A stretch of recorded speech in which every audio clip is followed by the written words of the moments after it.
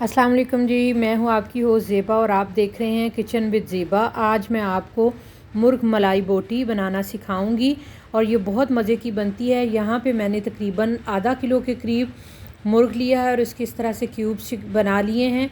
और कुछ यहाँ पे मैंने मसाले लिए हैं जो कि एक बाउल बड़ा ले लिया है, उसके अंदर हम शामिल करेंगे मैरिनेशन के लिए।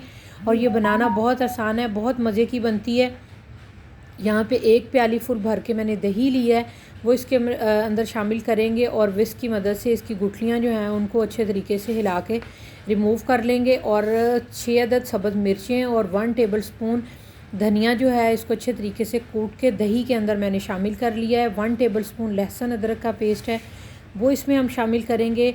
1 टेबल स्पून फुल भर के तिक्का मसाला है, इससे बहुत अच्छा फ्लेवर आता है और इसमें सारे इंग्रेडिएंट्स हैं ये शामिल कर लें। अगर आप ये नहीं करना चाहते तो आप नमक और मिर्च, सुर्ख मिर्च टू टेस्ट ले लें, paprika powder half tea spoon ले लें, हल्दी हाफ़ टी स्पून ले लें, सूखा धनिया हाफ़ टी स्पून ले लें, सौंफ हाफ़ टी स्पून, दालचीनी का एक टुकड़ा, ज़ीरा 1 टीस्पून और बड़ी इलायची 1 अदद डाल के और बादियन का एक फूल डाल के थोड़ी सी काली मिर्च और इसको आप ग्राइंड कर लें और वो इसके अंदर शामिल कर दें।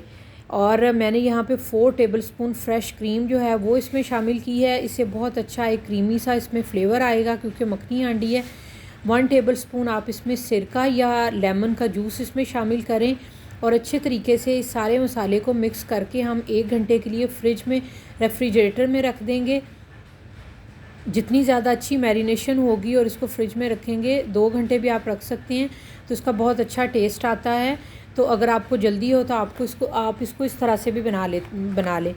तो ये देखिए मैंने इसको 1 घंटे में रेफ्रिजरेटर में रखा था। अब मैंने यहाँ पे साइड पे एक पैन गरम किया हुआ है, उसके अंदर 4 टेबल स्पून के करीब मैं देसी घी शामिल करूँगी। आप चाहें तो इसमें ऑयल या मक्खन भी शामिल कर सकते हैं क्योंकि मखनी हांडी है तो बेस्ट है। वैसे जो भी आपको पसंद हो आप इसमें शामिल कर सकते हैं। पैन को अच्छे तरीके से ग्रीस करके ये सारा मिक्सचर मैं इसमें शामिल कर दूंगी और इसको हमने हाई फ्लेम के ऊपर कुक करना है।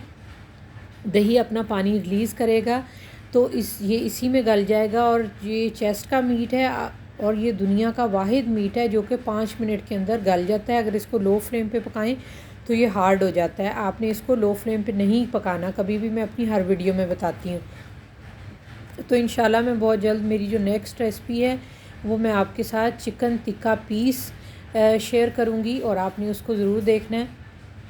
तो इस तरह से आपने इसको वक्फे से हिलाना है।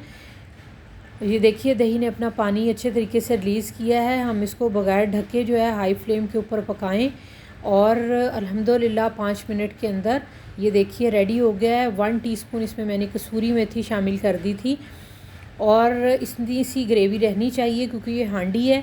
तो अब हम इसको स्मोक जो है वो उसका देंगे फ्लेवर एक। तो साइड पे इस तरह से थोड़ा मीट को करें तो मैंने यहाँ पे फॉइल पेपर की एक कटोरी बनाई हुई है और चारकोल को अच्छे तरीके से मैंने साइड पे चूल्हे पे गरम कर लिया है।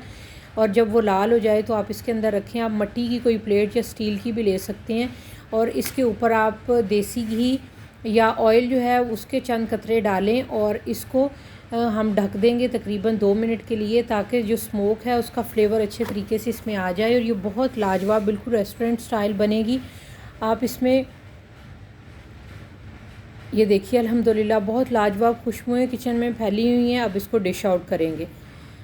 तो मैंने ये देखिए हंडिया में इसको डिश आउट कर लिया। इसके ऊपर थोड़ी सी मलाई जो फ्रेश क्रीम है वो डालें, धनिया डालें और सब्ज़ मिर्च के साथ डेकोरेट करें और इसको गर्मा गर्म नान या तंदूरी रोटी के साथ और साथ फ्रेश सैलेड और पुदीने का जो रायता है दही के साथ वो आप शामिल कर लें और बनाएं और इसको एंजॉय करें। और ये बहुत बेहतरीन है और अपना फ़ीडबैक ज़रूर दें अगर आपको पसंद आए। तो इंशाल्लाह मैं मिलती हूँ अपनी एक नेक्स्ट वीडियो में। तब तक के लिए अपना बहुत ज़्यादा ख्याल रखें। अल्लाह हाफ़िज़।